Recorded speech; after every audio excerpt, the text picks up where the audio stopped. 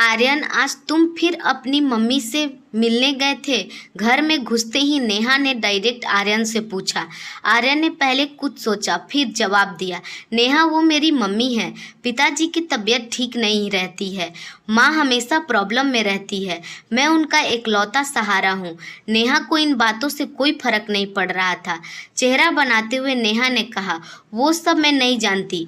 मैं बस इतना चाहती हूँ कि तुमने उनसे अलग होते हुए मुझसे प्रॉमिस किया था कि अपने फैमिली से कोई वास्ता नहीं रखोगे। मैं सब जानती हूँ। जब बहू बेटे को घर से निकाल दिया, अब बेटे की पैसे की चक्कर में उसे बार बार घर बुलाते रहते हैं। आर्यन को बहुत गुस्सा आ रहा था, लेकिन घर में कलह न हो इसलिए उसने खुद पर कंट्रोल करते हुए बोला, देखो नेहा, पैसों के लिए मेरे पिताजी की पेंशन ही ज़्यादा है, और रही बात मेरी मम्मी पापा के पास जाने की, तो मेरे अलावा उन दोनों का ही कौन है? पापा की तबीयत को देखते हुए मेरा हक है कि मैं उनका ध्यान रखूं। उनका बेटा होने के नाते मेरा भी कुछ फर्ज है। आर्यन नेहा को बहुत देर तक मनाता रहा, लेकिन नेहा नहीं मानी और उसने आर्यन से वादा लिया कि वह बिना उससे पूछे कभी अपनी मम्मी पापा से मिलने नहीं जाएगा। आर्यन नेहा का व्यवहार जानता था। अगर उसके मन का काम कोई ना करे तो वह अधिक ज़्यादा गुस्सा हो जाती है और टेंशन में चली जाती है, यहाँ तक कि सुसाइड करने की सोचने लगती है। आर्यन ने उसकी यह शर्त भी मान ली, लेकिन उसका मन हमेशा अपने माँ बाप के लिए तड़पता रहता था। उसे आज भी याद है कैसे पिताजी ने अपना हर खुशी को मारकर उसे पढ़ाया लिखाया, आर्यन की हर ज़रूरत को पूरी की, जहाँ तक कि पड़ोसी के दबाव में न आकर आर्यन को अपनी पसंद की लड़की से शादी करने की मंजूरी दी। लेकिन शादी के 3 महीने बाद ही नेहा ने लड़ाई झगड़ा और कलह कलेश करना शुरू कर दिया, जिसके कारण आर्यन ने अलग रहने का निर्णय लिया। आर्यन के पापा दीनानाथ जी ने एक दिन आर्यन से बात की, बेटा, अगर बहू हम लोगों के साथ खुश नहीं है तो तू उसे लेकर अलग हो जा, हमारी टेंशन मत लो। यह सुनकर आर्यन ने बोला, पिताजी, अब मुझे जब आपका ख्याल रखना चाहिए तो आप चाहते हैं कि मैं आप दोनों को लवारिस की तरह छोड़ दूं? यह मुझसे नहीं होगा। ये आर्यन की मम्मी शीला जी ने बोला, बेटा ठीक तो कह रहा है, यह बहू को मनाएगा तो वह धीरे धीरे मान जाएगी। आपकी भी हालत ठीक नहीं रहती है। दीनानाथ जी ने शीला को शांत कराते हुए बोले, कैसी बात करती हो तुम? वह नए जमाने की मॉडर्न लड़की है। आजकल हर किसी को पर्सनल लाइफ चाहिए होती है, जाने दो इनको। बेटा आर्यन, तुम बहू को लेकर जहाँ वह चाहे वहाँ लेकर जाओ, हमारी फिक्र मत करो। आर्यन अकेला बालकनी में यही सब बातें खड़े होकर सोच रहा था। तभी मोबाइल की घंटी बजी। दूसरी तरफ मम्मी थी, उनकी आवाज़ लड़खड़ा रही थी, बेटा आर्यन, न जाने तेरे पापा को क्या हो गया है, मैं इन्हें अस्पताल लेकर जा रही हूँ, तू जल्दी से वहाँ आ जा। आर्यन ने बोला, मम्मी तुम टेंशन मत करो, मैं अभी अस्पताल पहुँचता हूँ। यह बोल कर आर्यन जल्दी से नीचे आया और शूज पहनने लगा। नेहा ने देखकर आर्यन कहीं जा रहा है, वह आर्यन को बोली, तुम कहाँ जा रहे हो इतनी रात को? अभी कॉल किसका आया था? आर्यन की आंखों से आंसू बस गिरने ही वाले थे। उसने कहा, नेहा, पिताजी की हालत बहुत खराब है, मुझे जाना होगा। मम्मी उन्हें लेकर हॉस्पिटल गई है। नेहा गुस्से से बोली, आर्यन, मैंने तुमसे कहा था तुम मम्मी पापा से मिलने नहीं जाओगे। ठीक है तुम जाओ, लेकिन जब वापस आओगे तो अपनी वाइफ को जिंदा नहीं देख पाओगे। आर्यन उसके आगे भीख मांगते हुए बोला, नेहा आज जाने दो, बस मुझे एक बार पिताजी ठीक हो जाए तो मैं फिर बिना तुम्हारी मंजूरी के कभी उनसे मिलने नहीं जाऊंगा। लेकिन नेहा का गुस्सा तो आसमान छू रहा था। आर्यन के लिए जीवन और मृत्यु का सामना एक साथ होने जा रहा था। एक तरफ उसका फर्ज उसे बुला रहा था और दूसरी तरफ उसका मोहब्बत उसे फर्ज पूरा करने के लिए मौत को तैयार था। नेहा, तुम्हें जान देना है ना तो जान दे दो, मैं अपने पिताजी को इस हालत में नहीं छोड़ सकता। आर्यन के मन में ये सोच बार बार आ रहा था, लेकिन वह इसके लिए अपना मुंह न खोल सका। कहीं नेहा ने हकीकत में कुछ गलत कर लिया तो क्या होगा, यही सोचकर वह खामोश रह गया। आर्यन ने जल्दी से अपने फ्रेंड सूरज को कॉल किया। सूरज, मेरे भाई, मैं कहीं फंस गया हूँ, मेरे पापा अस्पताल में हैं, तू उनके पास पहुंच जा और जितने भी रुपए की आवश्यकता पड़े मुझे बता देना, मैं भेज दूंगा। और मुझे हर 1 घंटे में कॉल कर उनका तबीयत का बता देना प्लीज। सूरज यह सुनकर बोला, आर्यन तू टेंशन मत ले, मैं अभी पहुंचता हूं और रुपए की टेंशन मत कर, मैं सब संभाल लूंगा। आर्यन की आंखों में लगातार आंसू बह रहे थे, लेकिन नेहा उसकी परवाह करे बिना रसोई में काम कर रही थी। आर्यन अपने रूम में जाकर पिल्लो में चेहरा छिपाकर रोता रहा। कुछ देर बाद उसने सूरज को कॉल किया, लेकिन सूरज का कॉल नहीं लग रहा था।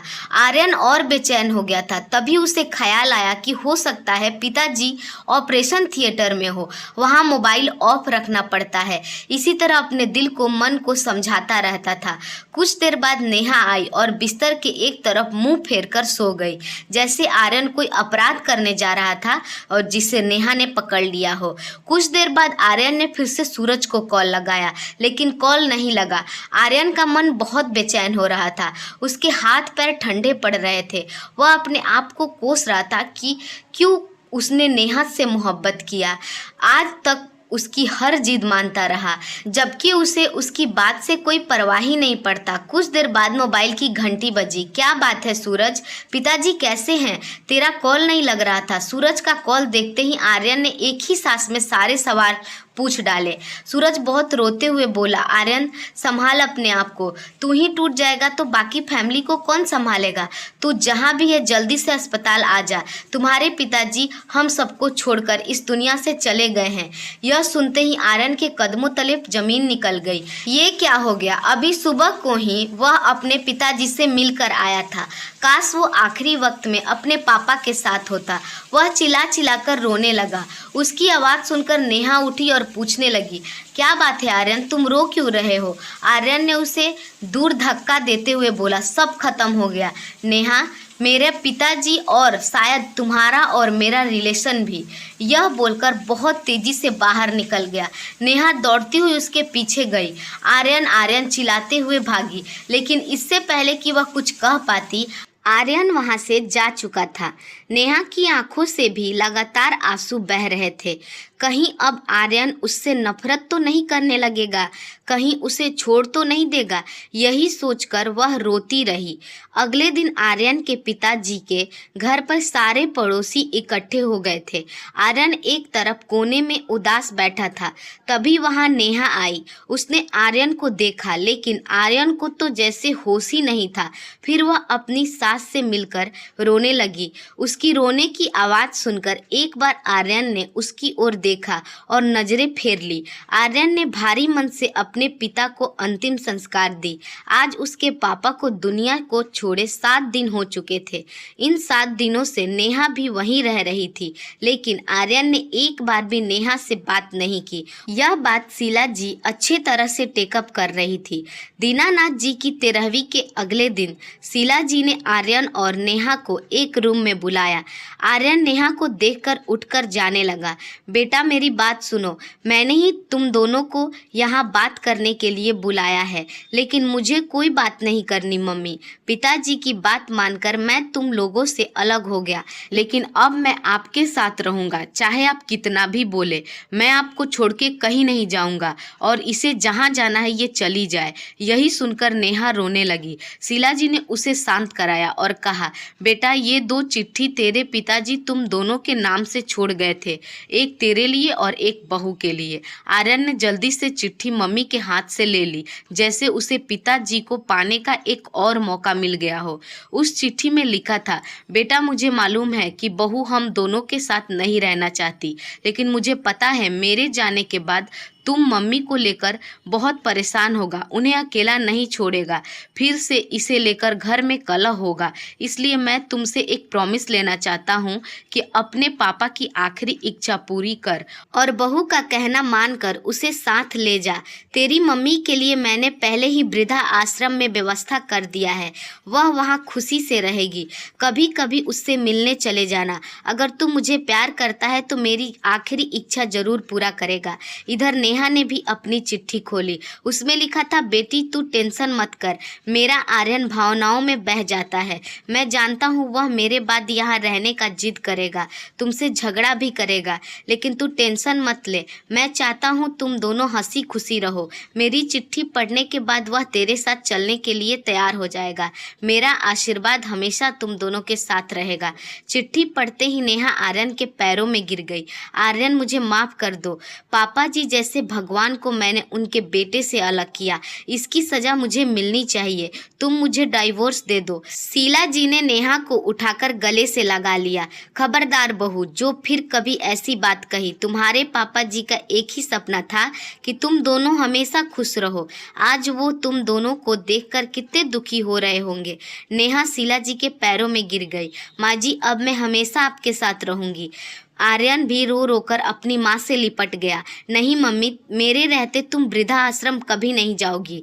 दोस्तों, उम्मीद है आपको हमारी कहानी पसंद आई होगी। अगर हमारी कहानी आपको कैसी लगी कमेंट में ज़रूर बताइएगा और वीडियो को लाइक और चैनल को सब्सक्राइब जरूर कीजिएगा। धन्यवाद।